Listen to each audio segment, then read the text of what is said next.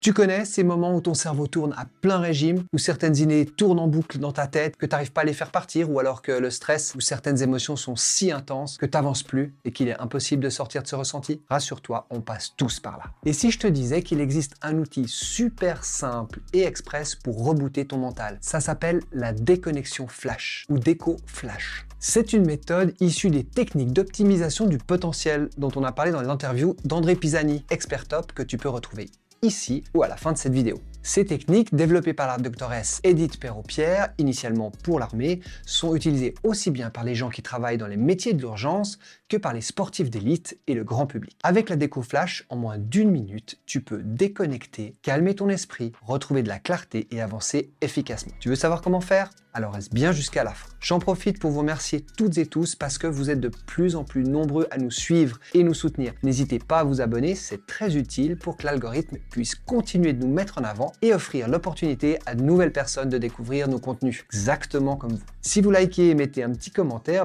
c'est aussi très efficace et ça permet de favoriser notre visibilité. Alors encore merci beaucoup pour ces petits gestes faciles qui nous aident vraiment. Et maintenant, place à cette technique de la déconnexion flash. La déco flash, c'est une micro-pause mentale conçue pour interrompre le flux de pensée incessante qui encombre ton esprit. Ton cerveau, c'est comme un ordinateur, du coup, quand il est surchargé et qu'il bug, qu'est-ce que tu fais?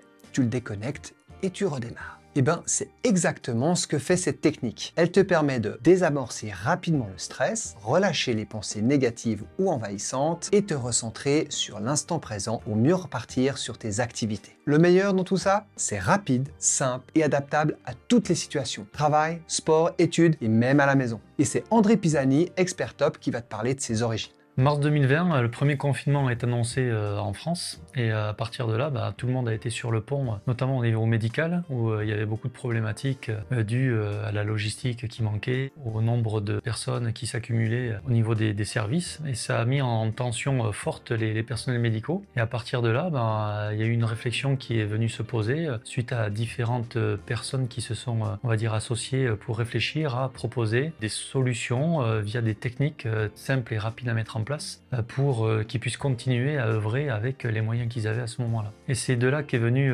ce qu'on appelle la déconnexion flash, très rapidement, au bout de 3 semaines après le début du confinement, pour proposer au personnel soignant de pouvoir récupérer à la fois mentalement et physiquement, parce qu'on avait besoin d'eux, mais ils avaient aussi besoin d'assurer leurs tâches avec un niveau de vigilance suffisant et puis aussi de prendre un petit peu plus de recul sur la situation, parce qu'ils sont tellement au service des autres qu'ils se faisaient aussi bouffer un petit peu par ça. Donc la déconnexion flash, en fait, c'est venu pour qu'ils puissent l'utiliser là où ils se trouvaient, donc dans les hôpitaux, dans les services médicaux, au bloc, etc. Sur un temps très court, parce que ça c'était aussi une des caractéristiques à prendre en compte pour que ce soit applicable par eux. En fait, c'est venu se traduire par une méthode qui demandait à avoir sa concentration portée sur un objet ou quelque chose que l'on avait avec soi, peu importe ce que c'est. On fait utiliser par exemple la montre qui sont accrochées à leur blouse pour regarder à quel moment ils ont prodigué telle ou telle prescription. Donc c'était de se concentrer par exemple sur sa montre pour qu'à un moment donné le cerveau il soit un petit peu plus focus sur quelque chose qui n'est pas en rapport spécifiquement avec la situation de tension dans laquelle je me trouve, mais qui permet justement de décrocher de la situation pour retrouver de la lucidité, de l'énergie et puis ensuite pouvoir repartir, parce qu'on n'a pas 20 ou 30 minutes, les patients attendent, j'ai encore beaucoup de tâches qui s'accumulent, mais c'est juste de redonner un boost, notamment un boost mental, un boost aussi de confiance, comme quoi on fait ce qu'on peut à ce moment-là et qu'on sait donner le maximum. Donc ça a été comme ça mis en place, testé et la nouveauté aussi c'est que ça a été fait beaucoup dû au confinement, fait en distanciel. Alors qu'avant on était beaucoup sur de l'accompagnement en présentiel.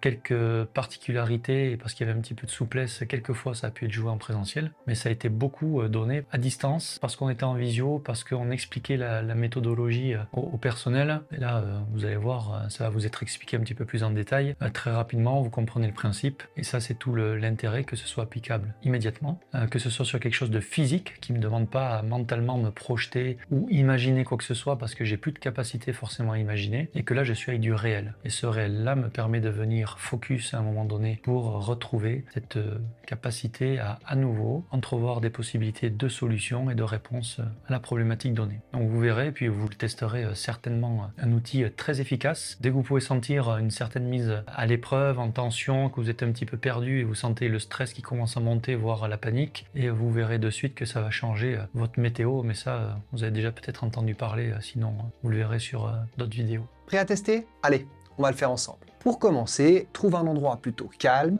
à l'abri des distractions où tu ne seras pas trop dérangé. Ça peut même être aux toilettes ou dans un cagibi. De toute façon, il n'y en a pas pour long. Regarde ensuite autour de toi et choisis un objet. N'importe quoi peut faire l'affaire du moment que tu peux le manipuler. Un stylo, ton téléphone, ta montre, un morceau de chocolat ou même une feuille d'arbre si t'es dehors. Et si vraiment tu trouves rien, tu peux utiliser ta main ou l'un de tes vêtements. Moi j'ai pris un morceau de chocolat parce que j'ai des origines suisses et surtout parce que je suis très gourmand. Et là, tu vas te focaliser sur cet objet en utilisant ce qu'on appelle les dimensions du VACOG, pour visuel, auditif, kinesthésique, olfactif et gustatif. Observe-le attentivement, comme si c'était la première fois que tu le voyais. Intéresse-toi à lui, quelle est sa forme, sa couleur, ses détails. Est-ce qu'il y a des reflets, de la transparence, des aspérités ou une surface lisse? Ensuite, écoute s'il fait du bruit quand tu le manipules. Prends le temps d'écouter le son. Par exemple, fais rouler ton stylo ou froisse la feuille et concentre-toi sur ce que tu entends. Tu peux même fermer les yeux pour augmenter ta capacité auditive.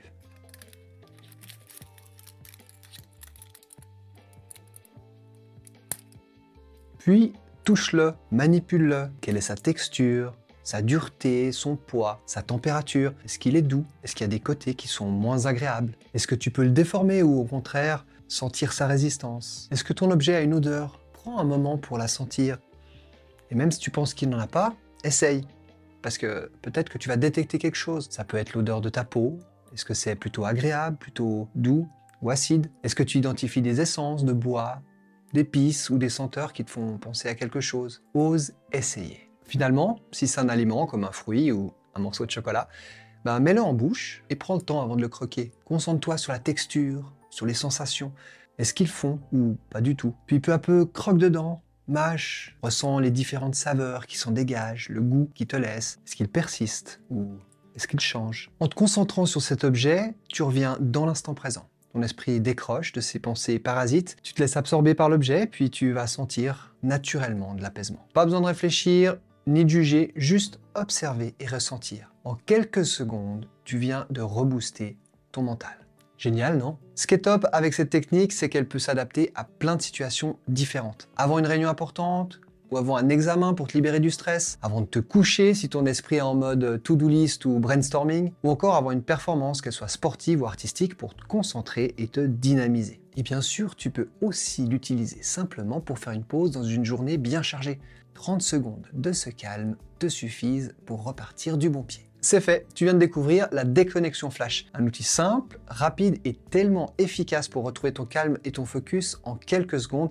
Alors n'hésite pas de l'utiliser et de le tester n'importe quand. Voilà, j'espère que cette vidéo t'a plu et surtout qu'elle t'a été utile. Pense à la liker si tu as aimé et à la partager pour faire connaître la chaîne. La meilleure manière de soutenir et continuer à suivre notre travail, c'est de t'abonner. Merci d'avance. Et n'oublie pas, ce n'est pas ce qui t'arrive qui compte, mais ce que tu en fais. Et avec la déco flash, ça va bien t'aider. D'ici la prochaine vidéo, moi je te dis à bientôt.